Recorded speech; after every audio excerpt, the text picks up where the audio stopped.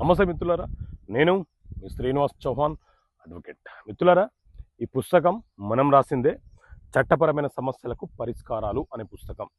ఈ పుస్తకంలో ఏముంది, ఒక్కొక్క అంశాన్ని అప్పుడప్పుడు కొన్ని వీడియోలో విశదీకరించే ప్రయత్నం చేస్తాం మిత్రులారా. రైట్, ఈ పుస్తకంలో ఉన్నటువంటి ఒక ప్రశ్న, ఒక జవాబు ఏంటి అని అంటే, చెక్ ఇచ్చిన వ్యక్తి ఎప్పుడు చెక్ బౌన్స్ కేసుకు బాధ్యుడు కాడు.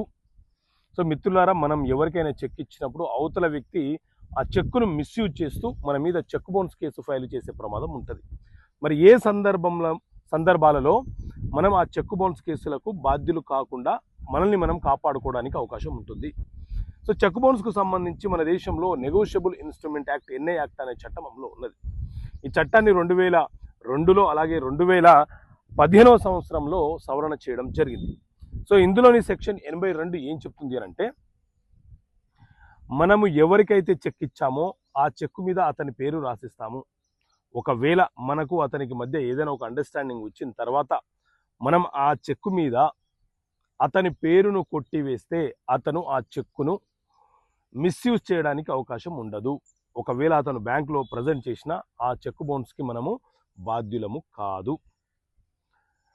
ఇక రెండో అంశము, మనం ఎవరికైనా చెక్ ఇచ్చాము, సెక్యూరిటీ పర్పస్లో ఇచ్చాము.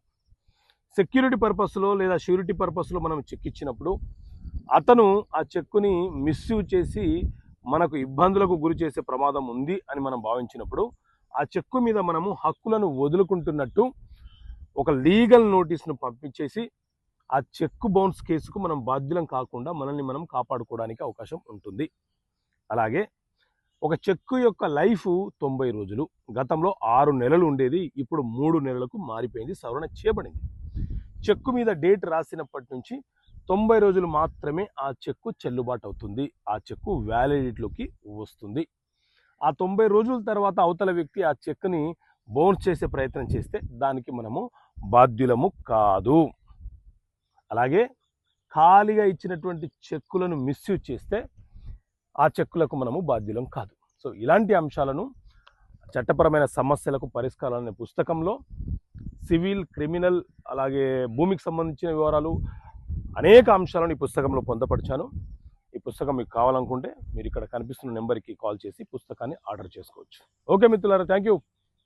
జై హింద్.